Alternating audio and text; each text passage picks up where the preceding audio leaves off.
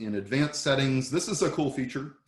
Object lock. This essentially creates a write once, read many object type. So you cannot mutate objects. In other words, we talked earlier about versioning.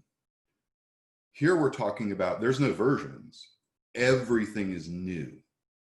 This is critically important if you're doing things like managing public records. What I mean by that are things like that are legally mandated to be actual records that live for a long time, okay?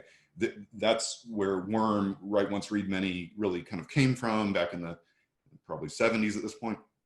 But you can think of it too as insurance that nobody can do any kind of funny injection stuff to your data, right? So when you think about some of the kinds of attacks people might make, they might involve modifying things in your data to include things that are harmful.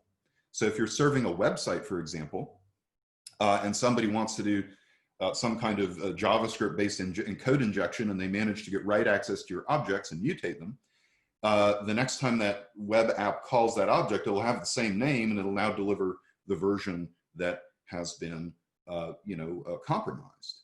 So it's not a common thing to worry about, but if you're worried about it, this object lock is a really, really cool feature.